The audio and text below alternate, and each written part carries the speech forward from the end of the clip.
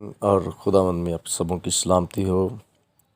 آج کی ڈیووشن میں ہم دیکھیں گے مقدس متی کی انجیل چوتھے باب کی پہلی آیت سے 11ویں آیت تک۔ ہم نے کئی دفعہ اس پیسج کو پڑھا ہے، سنا ہے خداوند یسوع مسیح کی آزمائش کے حوالے سے، اور اس کو آپ پڑھ سکتے ہیں۔ یہاں پر مرقوم ہے کہ روح القدس خداوند یسوع مسیح کو جب بیابان میں لے گیا، جنگل میں لے گیا، تو وہاں پر وہ ابلیس سے آزمایا گیا، اور اس پہلی آزمائش کا آغاز اس بات سے ہوتا ہے چونکہ خداوند یسوع مسیح 40 دن اور 40 رات کے فاقے کے بعد بدنی طور پر کمزوری کی حالت میں ہیں، اور ایک انسان ہوتے ہوئے، ابن خدا ہوتے ہوئے، اور اس کے ساتھ ساتھ ابن انسان ہوتے ہوئے ہماری ہی طرح وہ تمام ان باتوں کو محسوس کرتے جن چیزوں کا ہم سامنا کرتے ہیں، بھوک کا، پیاس کا، خوشی اور غمی کا، اور ان تمام چیزوں کا جو انسان ہوتے ہوئے ہم اپنی زندگی میں فیل کرتے ہیں، ایسے ہی خداوند یسوع مسیح کے ساتھ بھی تھا۔ تو ابلیس نے اس سے کہا کہ تو ان پتھروں سے کہہ کہ یہ پتھر روٹیاں بن جائیں، لیکن خداوند یسوع مسیح نے کلام کا استعمال کرتے ہوئے اسے یہ جواب دیا کہ آدمی صرف روٹی ہی سے زندہ نہیں رہ سکتا، بلکہ ہر اس بات سے جو خدا کے منہ سے نکلتی ہے۔ اس کے بعد ابلیس اسے ہیکل کے کنگرے پر کھڑا کر کے کہتا ہے، اگر تو خدا کا بیٹا ہے تو اپنے تئیں نیچے گرا دے، کیونکہ لکھا ہے کہ وہ تیری بابت اپنے فرشتوں کو حکم دے گا کہ وہ تجھے اپنے ہاتھوں پر اٹھا لیں، تاکہ ایسا نہ ہو کہ تیرے پاؤں کو پتھر سے ٹھیس لگے۔ میرے عزیزو، ابلیس نے اس دفعہ کیا کیا ہے، اسے اونچے پر لے گیا اور یہ آزمائش شروع کر دی کہ تو اپنے آپ کو گرا دے اگر تو خدا کا بیٹا ہے، شک پیدا کر کے، اور ساتھ ساتھ یہ حوالہ بھی دیا کہ کلام میں تو تیری بابت یہ لکھا ہے۔ لیکن خداوند یسوع مسیح نے اس کی اس آفر کو بھی ریجیکٹ کیا، کیونکہ کسی بھی صورت میں خداوند نے اس کی بات کو ماننا نہیں، خداوند نے کسی بھی صورت میں اس کی بات کو ایکسیپٹ نہیں کرنا، بلکہ اس نے اس کے حربے کو سمجھتے ہوئے یہ جواب دیا۔ اس نے کہا یہ بھی لکھا ہے تو خداوند اپنے خدا کی آزمائش نہ کر۔ اور پھر میرے عزیزو، تیسری آزمائش ہے کہ جہاں پر وہ اسے ساری دنیا کی شان و شوکت اسے دکھاتا اور اسے کہتا ہے کہ اگر تو مجھے جھک کر سجدہ کرے تو یہ سب کچھ تجھے دے دوں گا۔ یعنی ابلیس کو اس بات کا علم تھا کہ یہ دنیا کا ہولڈ جو میرے اختیار میں ہے، یہ مجھ سے چھیننے والا ہے، اور یہ سب کچھ صلیب اٹھا کر، دکھ سہ کر، مصیبت سہ کر، اپنے لہو کو بہا کر یہ سب کچھ مجھ سے لے لے گا۔ تو اس نے شارٹ کٹ ایک دیا کہ تو ایسا کر کہ تو سجدہ کر اور لے لے، لیکن خداوند یسوع مسیح نے اس پیشکش کو بھی ٹھکرا دیا، اور اس ماسٹر پلان کو جو صلیب کا تھا،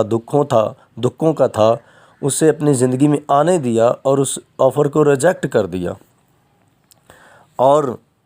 اس سے کہا ہے شیطان دور ہو، کیونکہ یہ لکھا ہے کہ تو خداوند اپنے خدا کو سجدہ کر اور صرف اسی کی عبادت کر۔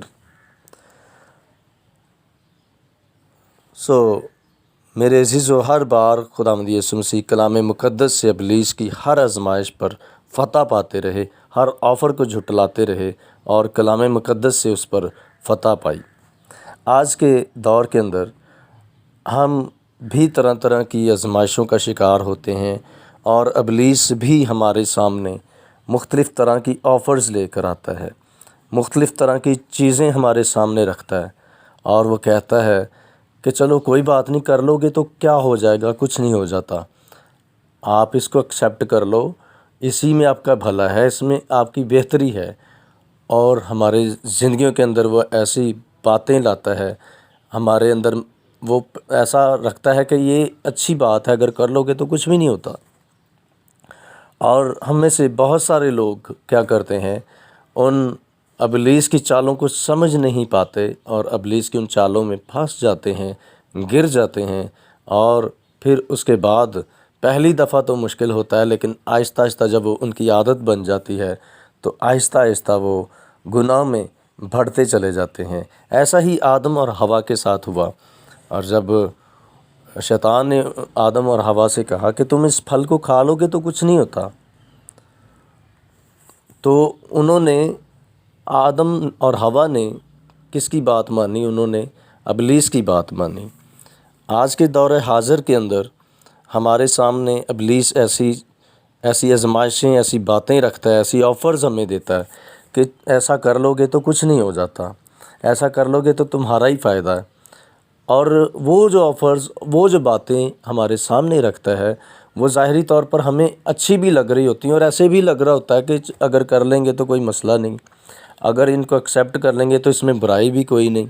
بظاہر وہ ٹھیک لگتی ہیں، لیکن ان کے اندر میرے عزیزو ابلیس کی ایک چال ہوتی ہے، ابلیس کا ایک حربہ ہوتا ہے، جس کو استعمال کر کے وہ ہمیں گرانا چاہتا ہے، پھسلانا چاہتا ہے۔